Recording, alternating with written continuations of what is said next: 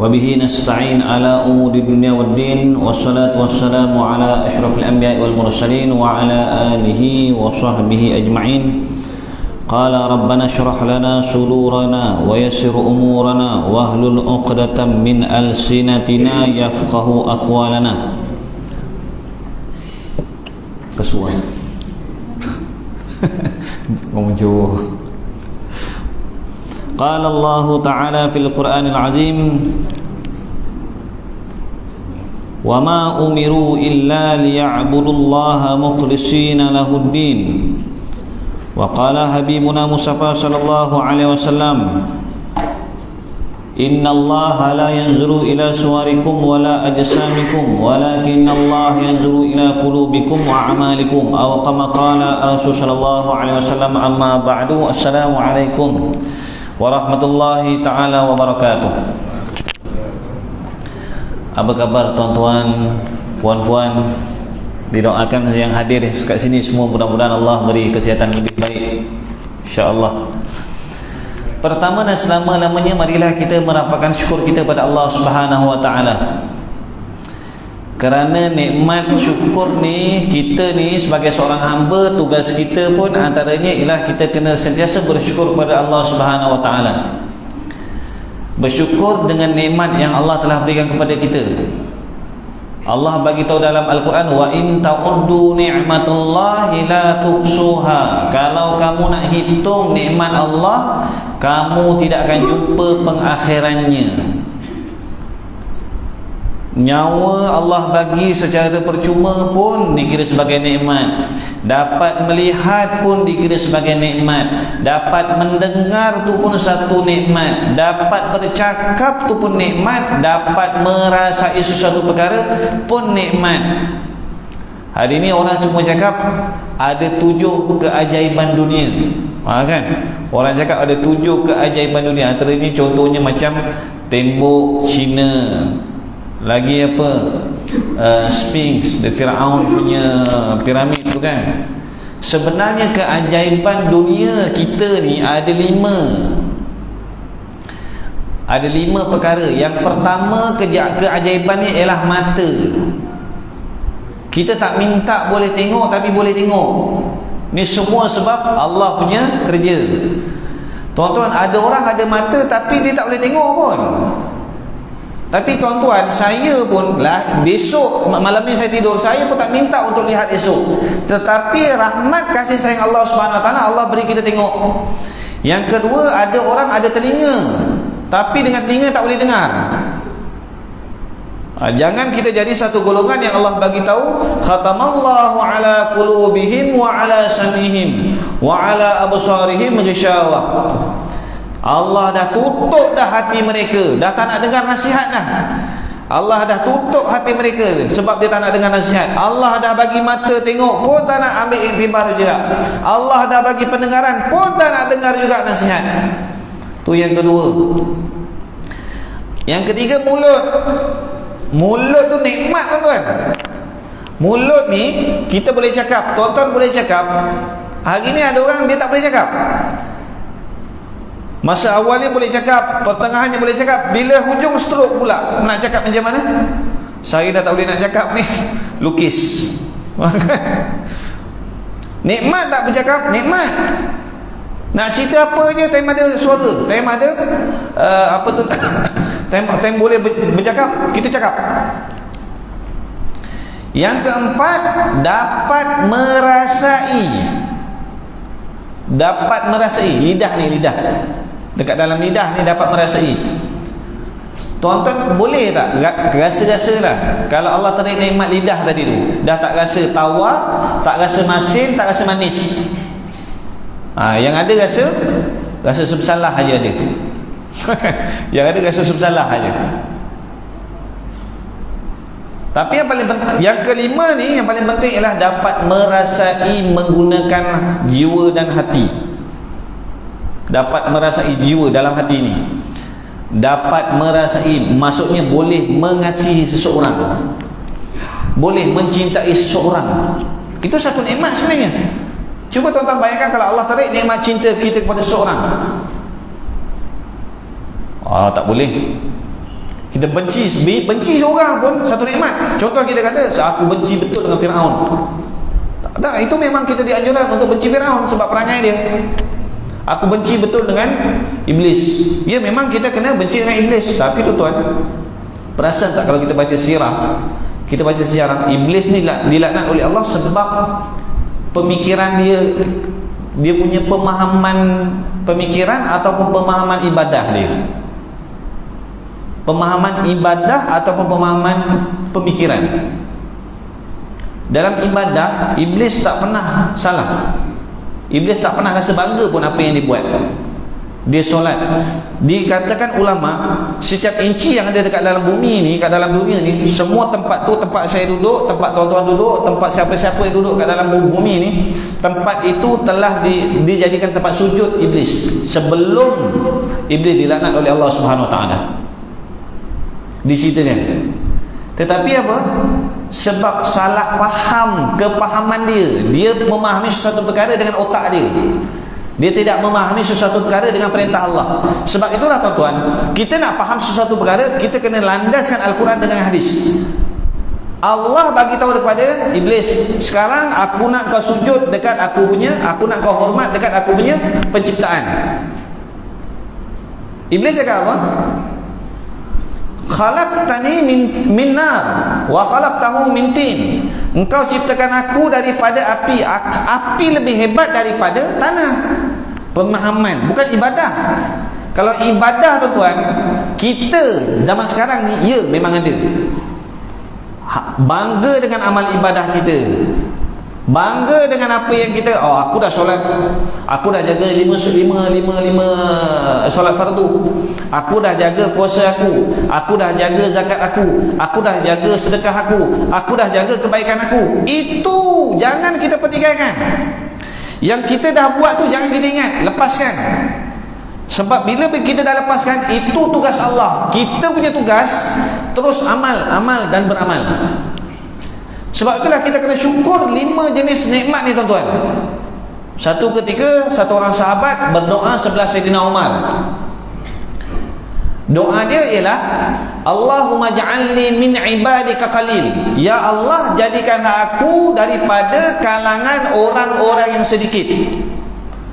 Setelah habis doa tersebut, Sayyidina Umar tegur kepada sahabat, wahai sahabatku, aku tak pernah dengar pun Nabi baca doa Allahumma ja'alni ataupun Allahumma ja'alna min ibadika qalil.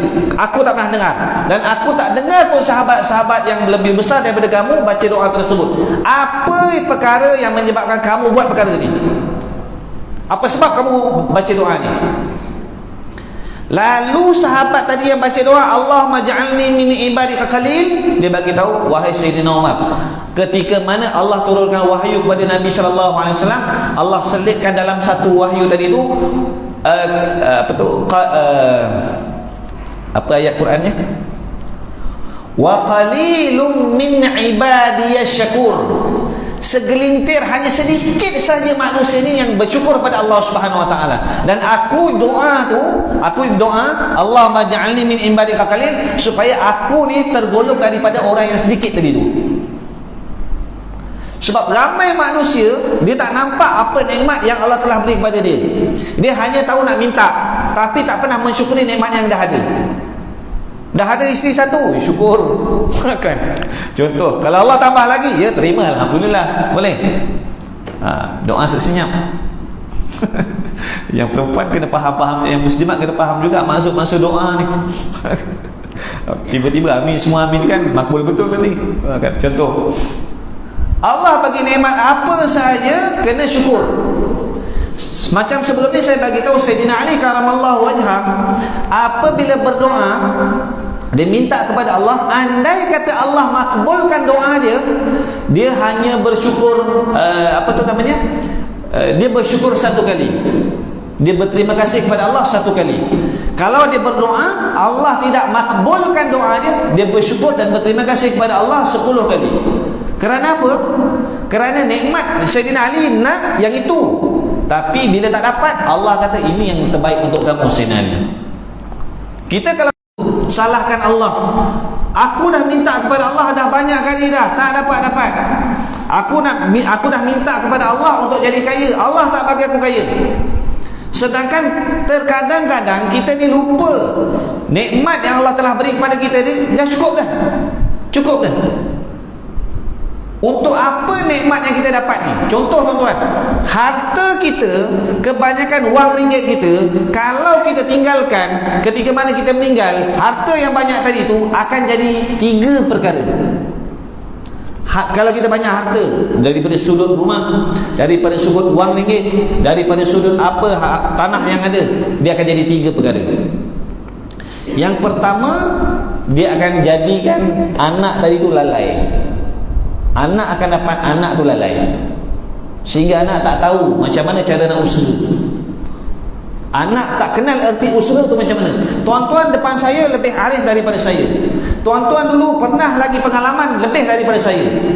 Orang tua dulu kita tandas kat dalam rumah ke luar rumah? Luar rumah, punyalah susah. Malam-malam tu tahan je. Kalau boleh, dah subuh belum? Dah subuh belum? Kan? Susahnya. Nak cari duit RM1 susah dulu tuan-tuan. Kena masuk kebun. Anak nak sekolah, ada kerja lebih tak pergi masuk kebun je, norih sikit. Kalau tak norih, nyawit sikit. Kalau semua buah dah disawitkan, tak apalah, susun pelepah pun jadilah. Kalau pelepah semua dah susun, tak apalah, kutip biji jadilah. Sampai tahap macam tu. Kalau kutip biji pun dah tak ada, kita tolong mancah. Apa mancah dalam bahasa Melayu? Nebas pun jadilah. Tu dulu. Saya yakin tuan-tuan depan saya lebih berpengalaman. Tapi kalau kita tinggalkan harta banyak kepada anak kita akan berhabis. Yang pertama anak kita akan tidak kenal erti susah. Yang kedua, harta tadi tu akan dihabiskan oleh anak kita. Yang ketiga, akan jadi rebutan manusia selepas daripada kita. Akan jadi rebutan.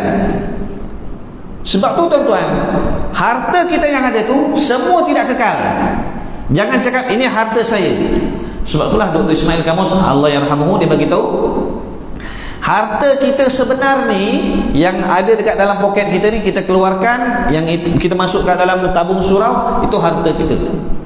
Jadi ulama tasawuf bagi tahu harta kita 3 je. Yang pertama, makanan yang mana betul-betul makanan tu dah sampai mulut kita, itulah kita punya harta. Yang kedua, pakaian yang kita dapat pakai kat badan kita ni, itulah harta kita. Yang lebih tu bukan. Yang ketiga ialah apa yang kita infakkan, apa yang kita wakafkan, itulah harta kita. Itu je tuan-tuan. Jadi tuan-tuan bukan oleh Allah Subhanahu Wa Taala sempena dekat dalam bulan Safar. Kita dah lebih pertengahan bulan Safar. Kita nak masuk kepada bulan Rabiul Awal. Sekaranglah kita kena banyakkan cerita tentang Nabi sallallahu alaihi wasallam. Sekarang kita kena perbanyakkan. Sebelum ni kita bila orang cakap sambut awal Muharram itu bukanlah berlakunya perjalanan Nabi berhijrah daripada kota Mekah ke Yathrib. Tidak. Tak apa, yang itu dulu orang cakap, oh ni bulan ni lah, tak apa, kita dah tapis. Kita kata bulan Safar bermulanya penghijrahan Nabi daripada kota Mekah ke kota Yathrib, ataupun nama baru dia iaitu kota Madinah. Kan? Sekaranglah kita kena belajar balik. Kita kena cerita ke anak-anak kita, tuan-tuan. Ada satu orang sahabat namanya Anas bin Malik radhiyallahu ta'ala anhu. Anas bin Malik, apa hiburan, apa yang mak dia nak buat kalau anak dia tu perlukan kepada hiburan? Kita tengok balik anak zaman sekarang dengan anak zaman sahabat Nabi. Anas bin Malik adalah seorang ahli Madinah, yang mana dia ni memang menetap di Madinah. Anas bin Malik diajar oleh ibu dia ketika mana kalau dia sedih, kalau dia suka, kalau dia gembira, kalau dia dalam kesedihan, kalau dia rasa buruk, ibu dia akan menceritakan tentang baginda Nabi sallallahu alaihi wasallam. Sehingga menyebabkan hati Sayyidina Anas ni seronok menunggu bilakah Nabi akhir zaman akan datang ke tempat kami. Bila ibu dia cerita tentang Nabi kepada Sayyidina Anas, daripada Sayyidina Anas kecil lagi, ibu dia nak bahagiakan anak, nak seronokkan anak, cerita tentang siapa? Tentang ceritakan tentang Sayyidina Rasulullah sallallahu alaihi wasallam. Beza kan? Dia tak ada. Time tu tak jumpa lagi kura dengan anak, tak jumpa. Tak jumpa lagi. Sehingga kan Sayyidina Anas bin Malik ni hari-hari setiap petang, setiap lepas tengah hari tu dia tunggu. Pagi tu dia tunggu. Ni zaman kanak-kanak ni. Tunggu bilalah yang namanya Nabi Muhammad nak datang ni. Nabi Muhammad nak datang. Bila? Hari-hari demi hari demi hari demi hari, sehingga kan ada sahabat kawan dia. Anas, Nabi SAW dah sampai dah. Sayyidina Anas daripada duduk berlari mana seronok tuan-tuan nak jumpa Nabi SAW. Sampaikan kawan dia bagi tahu, aku tipu je, aku gurau-gurau. Sayyidina Anas balik dalam keadaan murung, sedih. Ingatkan betul-betul rupanya kena main-main. Tuan-tuan, saya cerita ni kita kena fikir balik lah. Kita kena fikir balik. Berapa banyak kita dah cerita tentang Nabi SAW kepada anak kita. Sehingga kan Sayyidina Anas bin Malik bila dengar lagi berita Nabi Muhammad dah on the way, dah sampai dah pun, dah sampai. Anas, orang yang telah kau rindui sekarang ni dah ada dah dekat Madinah, dekat Yathrib ni dah ada dah. Sayyidina Anas berlari, panggil, mak cepat pergi. Pergilah mak Sayyidina Anas dengan Sayyidina Anas sekali jumpa baginda Nabi SAW. Ketika itu seronoknya tengok muka Nabi SAW. Ketika itu ahli Madinah, ahli Yathrib cuma bagi tahu, wahai Rasulullah, engkau perlukan apa? Andai engkau perlukan rumah, engkau ambil rumah aku. Engkau perlukan makanan, ambil makan rumah aku. Engkau perlukan apa saja, apa tunggangan, aku boleh bagi pada engkau. Apa saja kami akan bagi. Apa sahaja yang kau nak, kami akan bagi. Sehinggalah giliran ibu Sayyidina Anas. Wahai Rasulullah, aku tidak ada apa harta. Aku kalau kamu nak rumah aku yang ini je, sekecil ni je. Bukan aku tak nak bagi pada kau, tapi aku khawatir andai kau tak selesa kat dalam rumah aku. Lalu, ya Rasulullah, aku ada anak. Nama anak aku Anas. Aku berbesar hati andai kau dapat jadikan anak aku ni khadam kepada kau. Khadam kepada kau. Lalu Nabi tanpa fikir panjang ambil Sayyidina Anas jadi pembantu dia. Kanak-kanak kecil, betapa kanak-kanak kecil tu peluk Nabi tuan-tuan. Peluk Nabi, seronok jumpa Nabi. Seronok kenapa? Daripada dulu mak dia cerita, dia tak pernah nampak pun orang ni. Dia tak pernah jumpa pun Nabi sallallahu alaihi wasallam. Apabila berjumpa, seronok dan seronok.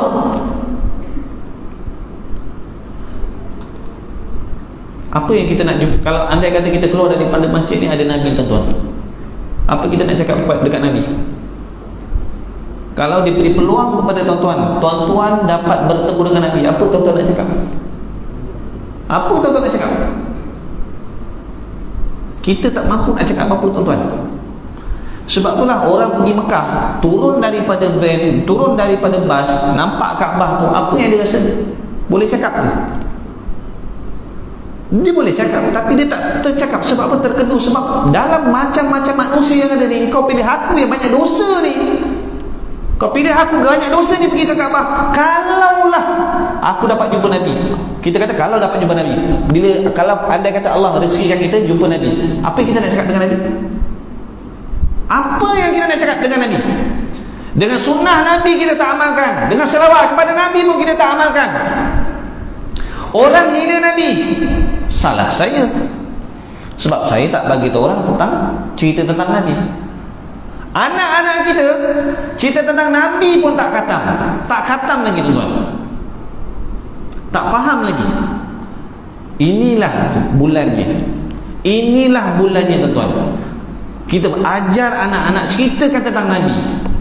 Siapa Nabi Muhammad, bila dia lahir tuan-tuan. Satu ketika Nabi SAW duduk dekat satu pokok bersama dengan para sahabat. Nabi bagi tahu kepada sahabat, tubalakum, beruntunglah kamu sekalian ni.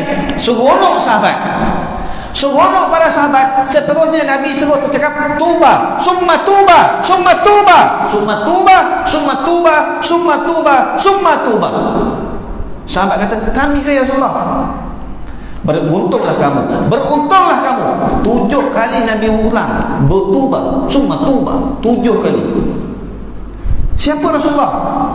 Liman yu'minu bi walam yaruni. Sesiapa yang tak lihat aku tetapi dia beriman kepada aku. Tuan-tuan, adakah tuan-tuan yang Nabi maksudkan? Mudah-mudahan yang hadir dekat sini kita kena tanamkan kecintaan kita kepada Nabi sallallahu alaihi wasallam, dan mudah-mudahan kitalah yang dimaksudkan oleh Nabi sallallahu alaihi wasallam. Nabi bagi tahu aqraba minni yaumal qiyamah macam ni. Sehampir-hampir manusia dengan aku dekat hari akhirat nanti macam ni. Andai tuan-tuan nak berjalan masuk syurga dengan Nabi, berpimpin tangan dengan Nabi, cari 2 perkara ni. Yang pertama, ahasinuhum akhlaqan. Kita kena muliakan kita punya akhlak, perbaiki kita punya akhlak. Orang yang ada dekat dalam syurga ialah orang yang penuh dengan adab, penuh dengan akhlak. Adakah orang yang belajar tu penuh dengan akhlak? Saya tak cakap. Sebab orang zaman sekarang ramai yang berilmu tetapi adabnya tidak ada. Orang tua kita dulu mana ada sekolah pun tak habis tuan. Sekolah tak habis. Atuk saya dah jam 4 berhenti sekolah. Hari pertama dia sekolah, lepas tu terus berhenti nak jaga adik. Atuk saya. Tapi tolong akhlak dia macam mana? Akhlak dia apa yang dia buat? Dia yakin rezeki tu Allah bagi. Yakinnya dia rezeki tu Allah bagi. Cakapnya lembut dengan orang, tidak meninggi-ninggi. Tu orang dulu. Sebab itulah Nabi bagi tahu kalau kamu dua aqraba minni yaumil qiyamah macam ni, Nabi bagi tahu tanda 2 jenis manusia. Yang pertama, yang kita perbaiki akhlak, muliakan akhlak. Sebab itulah ada hadis Nabi bagi tahu innama bu'istu liutammima makarimal akhlak. Tidak aku diutuskan kepada kamu melainkan hanyalah semata-mata untuk memperbetulkan akhlak yang sedia ni. Ini tonton akhlak. Tonton tengoklah anak-anak. Orang dulu masuk rumah aja, seorang suami masuk rumah aja, nak cakap dengan suami pun kena ada time, kena susun percakapan. Nak minta sesuatu, macam mana nak start? Anak-anak dulu kan, saya lah antaranya. Bunyi motor ayah balik je, pop, hilang, tiba-tiba tengah tengok TV, hilang. Okay. Tak boleh nak jaga apa. Kita tengok macam mana zaman sekarang. Ayahnya balik, sambut pun tidak ada, kaki atas meja, atas kerusi, tengok TV. Yang tengok TV. Yang sekarang ni semua nafsi-nafsi kan, dengan handphonenya, dengan gadgetnya kan. Akhlaknya. Siapa yang salah tuan-tuan? Saya yang salah. Kita kena didik balik anak-anak kita. Kita kena didik balik anak-anak kita, cucu-cucu kita. Tak ada yang saya buat rumusan, saya tak nampak kerugian kalau kita ikut cara orang dulu lah. Saya tak nampak kerugian. Saya belum jumpa kerugian andai kita ikut cara orang terdahulu. Saya tak nampak kerugian itu. Jadi kita teruskan, mudah-mudahan dekat sini kita cuba teruskan memperbaiki akhlak kita sehinggalah kita dapat masuk syurga berpimpin tangan dengan Nabi sallallahu alaihi wasallam. Itu yang pertama. Yang kedua, aksiru salawat, yang banyak selawat kepada Nabi. Andai kita nak berjalan berpimpin tangan dengan Nabi masuk syurga, perbanyakkan selawat kita kepada baginda Nabi sallallahu alaihi wasallam. Hari ini manusia, kita sebut nama Nabi pun tak nak selawat. Sebut nama Nabi biasa aje. Sedangkan Nabi bagi tahu kan, ada satu hadis Nabi bagi tahu, ketika mana Nabi nak naik mimbar, ada 3 jenis manusia. Nabi langkah 1, amin. Langkah lagi, amin. Langkah lagi, amin. Sahabat lepas Nabi habis khutbah, Nabi turun, sahabat tanya, ya Rasulullah, apa benda yang kau menyebabkan kau amin 3 kali itu? Antaranya ialah ada orang sebut, bila mana dengar nama aku tapi orang tu tak berselawat kepada aku. Orang yang kedekut. Sebab itulah saya bagi tahu sebelum ni, satu-satunya amalan yang mana Allah Subhanahu Wa Taala perintahkan kita buat, tapi Allah mulakan dulu, iaitu apa dia? Selawat kepada baginda Nabi sallallahu alaihi wasallam. Tuan-tuan, satu-satunya manusia, ini saya bagi tahu tambah satu lagi. Satu-satunya manusia yang Allah naikkan martabat dia, hanya satu-satunya manusia yang Allah rakamkan dalam Al-Quran yang penuh dengan rahmat. Penuh dengan rahmat. Yang nama rahmat tu lain lah. Penuh dengan kasih sayang Allah Subhanahu Wa Taala. Siapa dia? Wa ma arsalnaka illa rahmatan lil alamin. Siapa yang maksud wa ma arsalnaka? Nabi lah orangnya. Penuh dengan rahmat Allah Subhanahu Wa Taala. Kasih sayang Allah Subhanahu Wa Taala. Jadi tuan-tuan, jangan kita kedekut untuk kita berselawat kepada Nabi. Ambil masa, ambil peluang, tanya diri kita, apa alasan saya ni hari ni tak nak berselawat kepada Nabi? Apa alasan kita untuk kita tak nak berselawat kepada Nabi, sedangkan Allah dan para tenteranya berselawat kepada Nabi sallallahu alaihi wasallam? Allah pujuk manusia, ya ayyuhallazina amanu. Allah gunakan perkataan ya ayyuhallazina amanu, wahai orang-orang yang rasa dirinya beriman, sallu alaihi wasallimu taslima, selawatlah kepada Nabi. Kan? Setiap minggu kita dengar innallaha wa malaikatahu yusalluna 'alan nabi. Berhenti sampai situ. Terusnya Allah sambung lagi, ya ayyuhallazina amanu sallu 'alaihi wa sallimu taslima. Jangan kita boring untuk berselawat. Yakinlah tuan-tuan, antara perkara yang dapat membantu kita dekat hari akhirat nanti ialah syafaat baginda Nabi sallallahu alaihi wasallam. Andai kata sekarang kat dalam dunia kita tak nak berselawat kepada Nabi dan tak mampu nak berselawat atas Nabi, apa alasan kita nak jumpa kepada Allah Subhanahu Wa Taala? Allah tanya, kenapa kamu tak selawat sedangkan aku berselawat kepada Nabi, malaikat berselawat kepada Nabi? Apa alasan kita? Saya tak ada masa. Boleh cakap macam tu. Ada negara sekular, ada satu negara sekular, saya tak nak sebut, suruh berselawat, cuba selawat atas Nabi, diselawat pun tak tahu. Dirakam apa, satu orang diviralkan, cuba selawat atas Nabi, selawat pun tak tahu. Kita cuba tanya balik anak-anak kita, balik tanya tuan-tuan, kita nak syurga ni satu perkara yang mahal tuan-tuan. Syurga ni satu perkara yang mahal. Kita pun tak tahu kita ni akhiran kita macam mana. Mudah-mudahan akhiran kita husnul khatimah. Amin Allahumma amin. Mudah-mudahan tuan-tuan. Sebab itulah kita kena banyak doa, Allahumma khtim lana bi husnil khatimah. Ya Allah, tutuplah buku diary aku ini dalam keadaan sebaik-baik penutupan. Jangan kau tutup diary kehidupan aku ni seburuk-buruk penutupan kehidupan. Jangan tuan-tuan. Allah pandang hujung kita punya akhir hayat. Sebab itulah ada orang bagi tahu lebih baik lebih baik buat jahat dulu baru bertaubat daripada bertaubat awal-awal lepas tu jahat kemudian. Ada juga orang cakap macam tu. Sebab kan pernah ada satu ketika kan zaman Bani Israel, satu manusia dia buat kejahatan, 3 kejahatan hari-hari dia buat. Apa dia? Yang pertama, dia sentiasa minum arak, tak pernah tinggal minum arak. Yang kedua, dia berzina kepada semua jenis manusia, semua jenis perempuan, semua dia dah try. Yang ketiga, dia suka bunuh orang. Sampailah satu masa dia rasa macam dah boring, 3 benda ni dah boring. 3 benda ni dia buat dah boring. Dia jumpa satu pederi, wahai pederi, aku dah rasa boring dah buat maksiat macam ini. Rasa-rasa engkau Tuhan boleh ampunkan aku tak? Kalau ikut engkau ni banyak sangat maksiat ni, Allah tak akan ampunkan kau, dan menjadikan pederi itu orang yang ke-100 dipancung. Dia jumpa satu orang guru, wahai tuan guru, saya dah bunuh 100 orang, dan juga saya hari-hari saya takkan tinggalkan minum arak dan juga berzina. Ada tak peluang untuk saya bertaubat kepada Allah Subhanahu Wa Taala? Tok guru tu cakap apa? Setahu akulah dosa yang Allah tidak akan ampunkan ialah syirik kepada Allah Subhanahu Wa Taala. Innallaha la yaghfiru an yushrika bihi syai'a wa yaghfiru ma duna dzalika liman yasha. Allah tidak akan ampunkan andai kita bersyirik kepada Allah Subhanahu Wa Taala. Dosa besar ni ada dua jenis. Dosa besar daripada sudut zahiriah, dan juga dosa besar daripada sudut batiniah.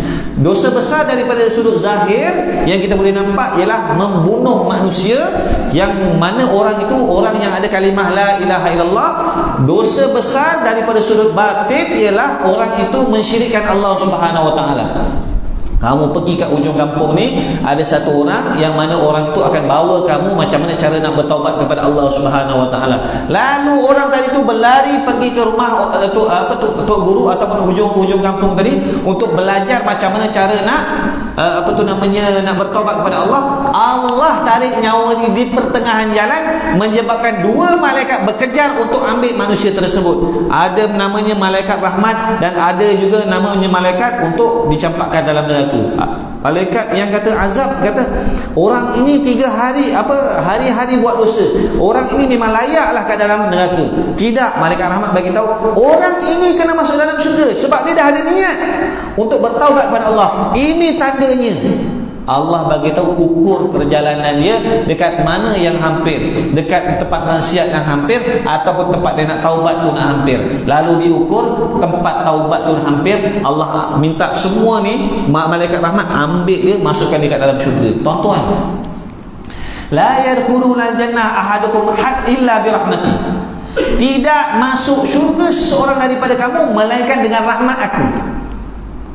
Orang yang buat dosa, tiga dosa yang besar-besar semua tu, Allah masukkan ke dalam syurga. Sebab apa?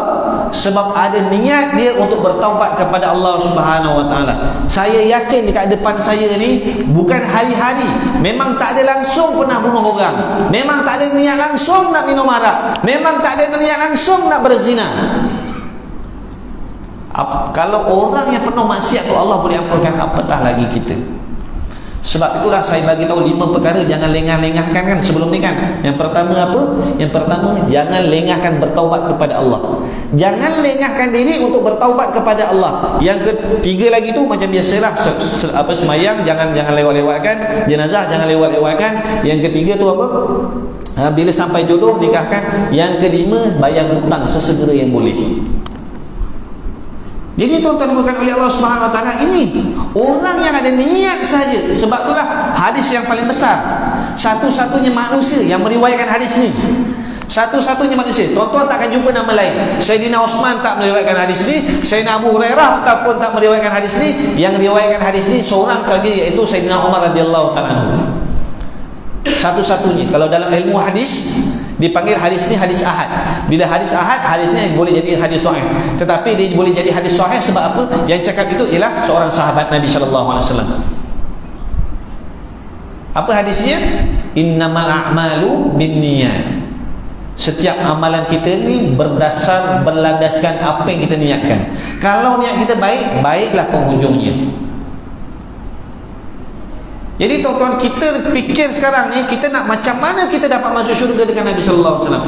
Inilah bulan yang kita kena perbanyakkan berselawat kepada Nabi. Sebab Nabi bermula hijrah, Nabi bermula pada bulan ini, bulan Safar, dan Nabi sampai ke Madinah pada 12 Rabiul Awal. Pada 12 Rabiul Awal. Nak cerita tuan-tuan, penting. Jasad Nabi ni mulia sangat tuan-tuan. Allah Subhanahu wa taala tak pernah pun bagi peluang kepada seekor nyamuk hinggap dekat badan Nabi. Tak pernah. Allah tak pernah benarkan lalat hinggap ke badan Nabi. Allah tak pernah benarkan. Allah tidak pernah sekali pun benarkan ular kalajengking untuk hinggap ke badan Nabi. Allah tak pernah benarkan. Tapi badan yang mulia, apa yang hinggap dekat dia? Ketika mana dia pergi berdakwah di Taif, kan? Sayyidina Aisyah, wahai Rasulullah, ada tak perkara yang paling sedih sekali?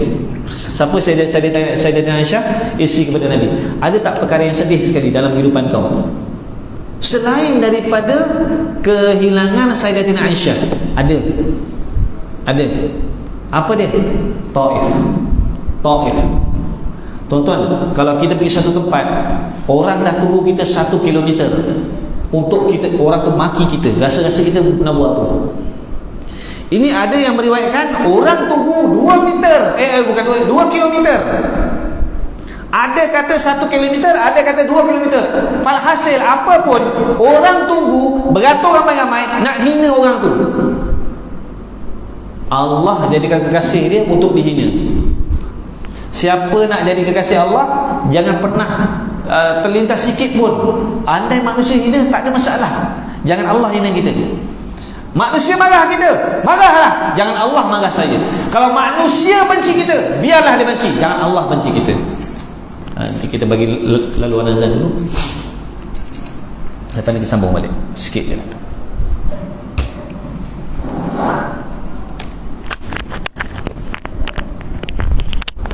Bismillah.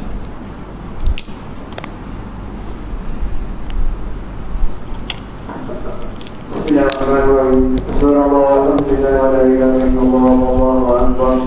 Wa la hawla wa la quwwata illa billahil aliyyil azim. اللهم صل على سيدنا محمد وعلى ال سيدنا محمد. الله يا كريم.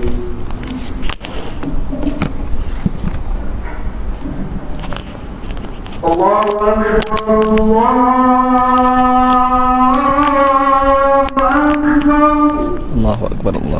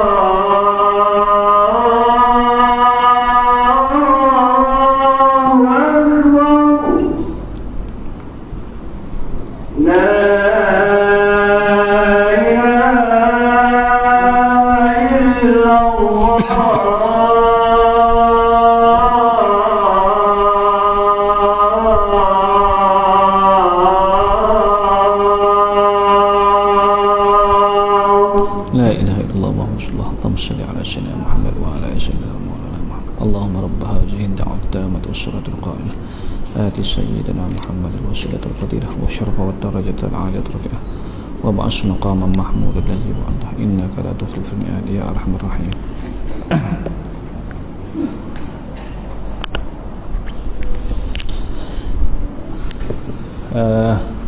Sikit saja tuan-tuan, untuk makluman tuan-tuan lah, kalaulah dalam dunia sekarang ni, kenapa kalau kita perhatikan, kenapa orang boleh puji, boleh keji Nabi, boleh hina Nabi?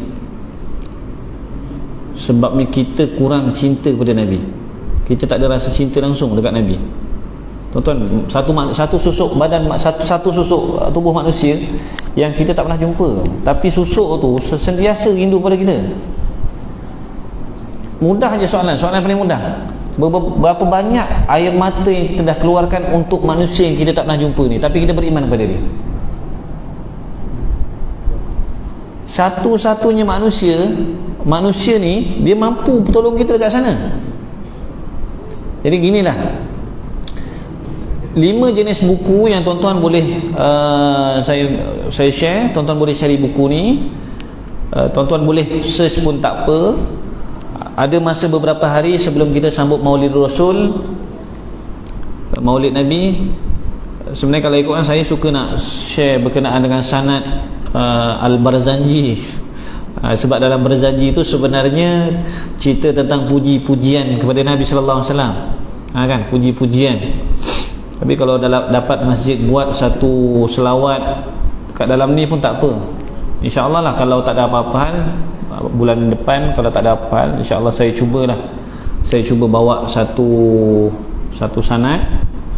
Saya akan cuba share kepada tuan-tuan. Cuma mohon ingatkan saya je. Saya akan membawa sanad tu. Setakat ni alhamdulillah lah, kami belajar sanad-sanadnya insya-Allah sampai kepada sang penulisnya. Yang pertama kita kena belajar cerita tentang Nabi. Nak tahu tentang Nabi, yang pertama kita kena baca buku Syama'il Muhammadiyah.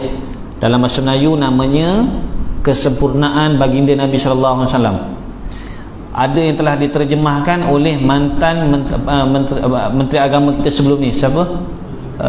Dr. Zulkifli Al-Bakri, kan? Hafizahullah ta'ala. Tu bagus baca. Sebab setakat ni lah yang saya baca kitab Arab yang saya baca. Kitab Syama'il Muhammadiyah ni memang agak, kalau baca bahasa Melayu ni mudah faham. Tapi baca yang bahasa Arab tu sebab kita nak kesan, nak biar hati terkesan.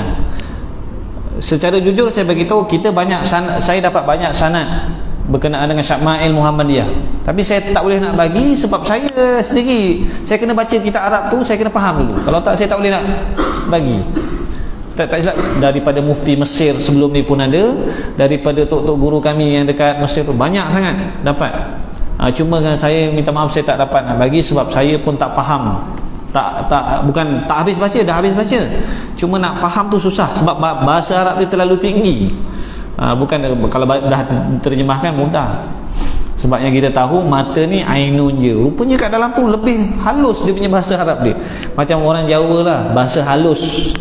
Saya kalau Jawa kasar insya-Allah boleh, kalau Jawa halus ni tak faham sangat. Yang kedua, nak kenal Nabi, baca kitab Khasa'isun Nabi. Khasa'is Nabi, keistimewaan Nabi. Apa yang istimewanya Nabi? Peluh Nabi tu istimewa, kan? Pernah peluh Nabi tu dibuat perubatan. Air liur Nabi dibuat perubatan. Tuan-tuan jangan ambil tu, tuan-tuan jangan guna air liur tuan-tuan pula buat perubatan. Tak jadi nanti. Yang ketiga, Dalailun Nubuwah. Dalailun Nubuwah ni maksudnya tanda-tanda kenabian. Tanda-tanda kenabian. Tuan-tuan carilah. Sebab orang yang dapat detect Nabi ni seorang Nabi bukan orang Islam. Tuan-tuan faham, kan?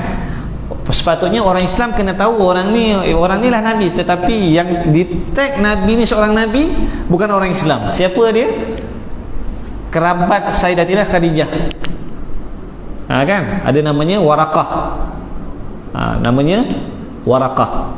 Katanya dia orang pederi Kristian, yang kata antara sifat Nabi ni akhir zaman ni, awan ni akan mengikut dia, awan ni akan menaungi dia. Kan? Jadi Warakah bin saudara Sayyidatina Khadijah lah yang dapat detect. Yang ketiga, baca sirah Nabi. Sirah Nabi ni apa? Bermula daripada Nabi lahir sehinggalah Nabi wafat. Sirah Nabi.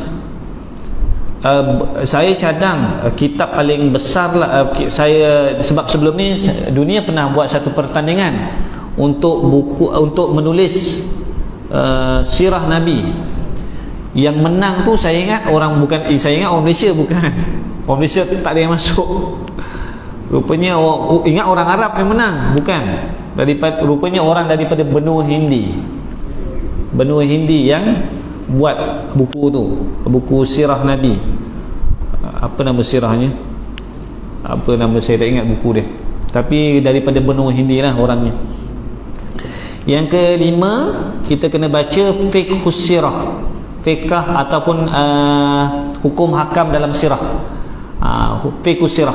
Apa yang ada kena mengenai dengan hukum hakam tentang Nabi ni, daripada Nabi start dah jadi Nabi sehingga Nabi wafat, Nabi cakap, Nabi duduk, Nabi diam, semua tu fiqh. Nabi berkawan dengan semua fiqh. Yang boleh tak boleh Nabi buat, tu semua fiqh. Jadi 5 perkara ni, 5 kitab ni tuan-tuan usahakan untuk baca. Terus terang, kalau saya jujurlah, saya bagi tahu, kebanyakan yang saya baca start daripada Nabi umur sehingga umur 13 peperangan Fudul. Setelah daripada peperangan Fudul tu sehinggalah umur 25 Nabi, tak banyak cerita tentang Nabi. Dia banyak cerita tentang Nabi jual beli. Apa tu kira? Bisnes. Nabi bisnes. Lepas 25 tu kahwin. Dan antara 13 sehinggalah 25 tu tak banyak cerita. Jadi dah singkatlah ceritanya. Jadi tuan-tuan, kita sebagai orang Islam yang kata kita ni umat Nabi sallallahu alaihi wasallam, mudah-mudahan yang hadir dekat sini, mudah-mudahan Allah rezekikan kita untuk masuk syurga bersama dengan baginda Nabi sallallahu alaihi wasallam, dan mudah-mudahan kita dapat faham kepayahan, kesusahan perjuangan Nabi sallallahu alaihi wasallam. 3S lah: sirah, surah, sarirah. Sirah, kehidupan perjalanan hidup Nabi daripada Nabi lahir sehingga Nabi wafat. Sirah, surah, daripada rambut Nabi sampai ujung kaki Nabi, macam mana gambaran rambut Nabi, macam mana hidung Nabi, macam mana Nabi berjalan, macam mana Nabi makan. Yang ketiga, sarirah. Sarirah ni apa? Apa yang Nabi risaukan, apa yang Nabi bimbangkan. Yang itu kita nak kena belajar tu. Jadi inilah bulannya. Kalau ikut sebenarnya bukan ikut bulan, hari-hari kena cerita tentang Nabi ni. Jadi ambillah masa bila mana Allah Subhanahu Wa Taala beri peluang kepada kita untuk kita ada nyawa ni, itulah peluang kita untuk mengenali Nabi. Sebab paling kurang kita dekat akhirat nanti, dekat padang mahsyar nanti, kita kenal susuk tubuh tu. Sebab ada satu hadis bagi tahu, ketika mana dekat padang mahsyar nanti, kamu kenal tak? Sayyidina Jibril bagi tahu, kamu kenal tak susuk ni siapa? Kamu kenal ke tidak susuk ni siapa? Ada satu hadis yang dhaif, dia bagi tahu, kamu kenal tak siapa susuk tubuh ni? Kita pun tengok atas bawah. Kalau kita tahu, kita belajar, kita akan tahu itulah Nabi sallallahu alaihi wasallam. Dan Jibril takkan bagi tahu siapa orang ni. Dan Nabi takkan tunjuk orang lain. Sayyidina Jibril takkan tunjuk orang lain. Jibril hanya tunjuk siapa susuk ni. Kalau kita tak kenal Nabi, siapa lagi nak kenal Nabi? Kalau kita tak sayang Nabi, siapa lagi nak sayang Nabi? Jadi kita jadikan itu tanggungjawab saya untuk anak-anak saya, kena kenalkan anak-anak saya ni, saya kena kenalkan jiran-jiran saya kena kenalkan anak-anak cucu saya ni tentang baginda Nabi sallallahu alaihi wasallam, seperti mana ibu Sayyidina Anas bin Malik kenalkan Sayyidina Anas kepada baginda Nabi sallallahu alaihi wasallam, sehingga Sayyidina Anas dapat khidmat untuk kehidupan Nabi sallallahu alaihi wasallam. Sekadar itu perkongsian saya pada hari ini. Mudah-mudahan yang baik itu datang daripada Allah Subhanahu wa taala, mudah-mudahan ada manfaat. Yang baik itu sememangnya datang daripada Allah Subhanahu wa taala, yang lemah dan kurang itu sememangnya datang daripada kelemahan saya sendiri. Aku qauli hadza wa astaghfirullahal azim li wa lakum. Wassalamualaikum warahmatullahi wabarakatuh. Allahumma anfa'na bima 'allamtana wa 'allimna ma yanfa'una wa zidna 'ilma. Allahumma hdina wa hdi bina waj'alna sababan liman ihtada. Allahumma yassir wa la tu'assir wa tammim bi khair. Allahumma 'allimna ma jahilna wa zakkirna ma nasina. Wa sallallahu ala sayyidina Muhammad walhamdulillahi rabbil alamin.